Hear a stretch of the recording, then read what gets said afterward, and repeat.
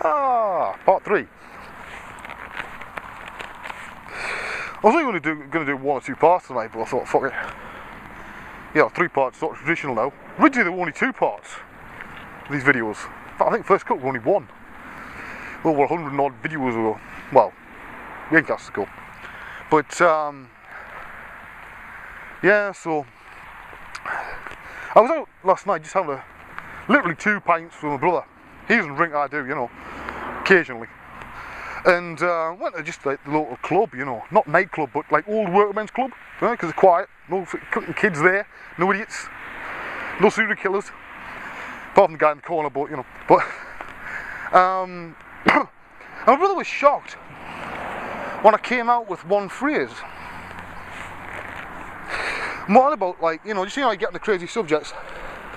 What's the first thing you think of in the morning when you get up? With some people it's like, shit, I need piss. Other people, damn, I'm hungry. Some people think, damn, that was a good night. You know, but with me, the first thing I think every single morning is, I'm one step closer to the grave. Sounds depressing, but it's not. Now I'll tell you why. This isn't me, oh, I'm gonna die. It's nothing to do with that, right? What it means is, that is one less day of my life I have to achieve things. Life's not a rehearsal. You're not going to get go back to go and start all over again, right? Unless you're a Buddhist or a Hindu, in which case, hey, great, you know what I mean? But the way I see it, you have one life, make the best of it, and every single day must count. So I try my best to make sure, he says crossing the road and try not to get knocked over, to achieve something every day, no matter how small. Like some days, like yesterday, I did rather a lot, you know, and I was even, as I say, programming at 3 in the morning, you know, so that was a pretty productive day. In fact, I had a productive weekend, to be honest. Other days, you don't achieve as much, it's not even yourself out, but I was trying my best to achieve something every day. So yes, being one step closer to the grave isn't a depressing thing. It's a way of saying, I better pull my fucking finger out and get some shit done here. And it stops you getting complacent and comfortable with your life and prepared to sit there on your fat arse doing that, you know. I'm one of the people I've always got to learn. It drives me crazy if I'm sitting doing nothing and not learning new stuff, you know. So I'm always learning something. And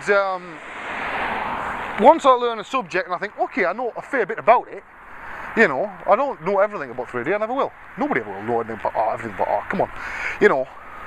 But it means I'll pick another subject that I have at the moment, and there's things I'm doing, you know, just for me. That's great, you know. So I want to be able to say, when I close my eyes for the last time on this planet, hopefully many, many decades from now, I want to be able to think to myself, you know, I've done a canny bit. But I also want to be thinking, if I only had a little bit more time. You don't want to be sitting and say, well, I had everything I'd done that I was going to do by the age of 20. You don't want to be doing that, man, come on. It's time to give yourself a kick up the arse and realise you have one life, make the most of it. You're not here for everybody else, right? You're here to live your life. You answer to you and you alone. When you close your eyes for the final time, the only person you've got to answer to is you. And you've got to be able to face yourself at that moment. That's how I live my life. And I realise some of you think that's wrong, or, you know, you should live your life for others. I do my best, right? But the core of everything is the fact that when I close my eyes that final time, I must be able to face everything I've done in my life. Have I achieved enough? Have I really done as well as I could do? That's basically what I'm on about. So I'm on the home stretch now, on the big giant hill. It's not a walk I normally do. Last time I was on this walk, I took my son out. Kane, he's sort of 6.5, nearly 7 in June, for the first time on a long-ish for him walk, right? About 2 mile, right? And normally he'd whinge and moan and bitch on after about 200 yards, but he actually enjoyed it because he got some quality time with me, and we got to have a walk around in the dark. He doesn't normally like the dark, but he knows he's safe for me, right? So we had a great time. And when things have calmed down the work front a little bit, then we'll go for another walk, you know. But yeah, so I don't know when the next one of these is going to be. Might get one done before Vancouver, might not. Not actually too sure. I've got some stuff I've been trying to get rendered out for a new reel, but to be honest, I don't know when this reel's going to be ready, because I really ideally want this stuff, the final shots for Everett's PhD, in the reel as well. Because to me, the cathedral shot, the interior shots, right, by the time everybody sees the completed shots, it's already old shit to me, right? That's old stuff. So, I didn't finish that, was it September, October last year, and it's already old now. So by the time people see the final ones, I look and think, shit, I was done over a year ago or something like that, you know. So, it'd be nice to have my own render farm, you know what I mean? The guys at Build have been helping render some of the stuff out, but again, it's got to fit around what they have in work-wise. And if the farm's being used a lot, which it seems to be at the moment, then Wayne boy's got to wait. And that could be a month, 2 months, 3 months, 4 months, whatever, you know, you just got to wait.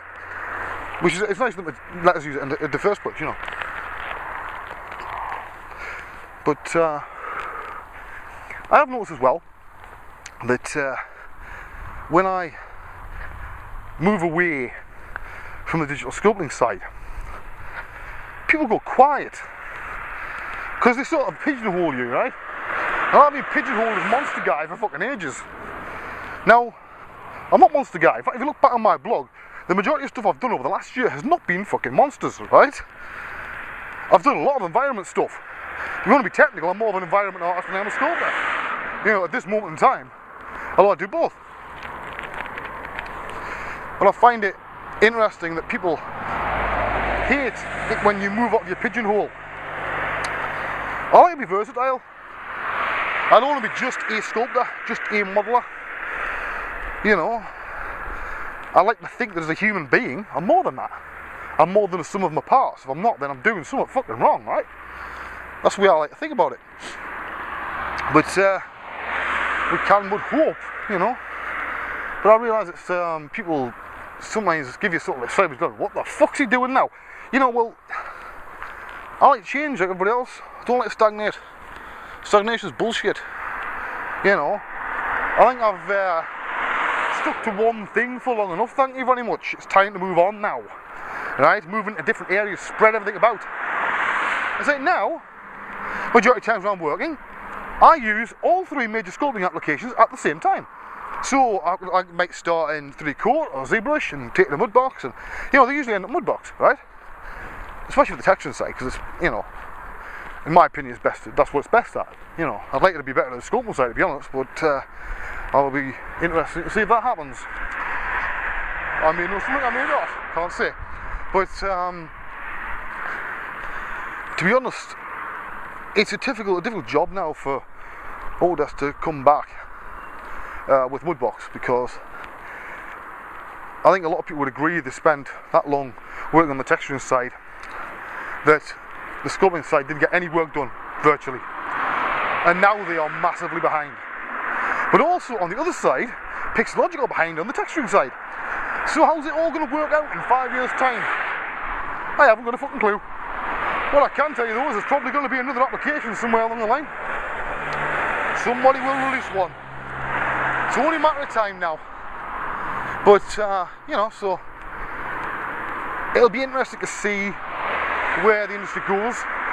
I always said when I initially first, me and Dave Cardwell were talking, before I went on the Mudbox beta, when it first started being relaunched after Autodesk had taken the whole of it and it had been mothworld for a couple of years, was, look, I'll do it, right?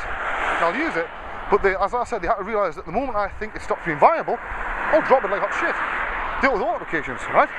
They stop working the way I want. I'm not here to sell their software. To be quite blunt, I'm here to sell me as an artist, right? And get work.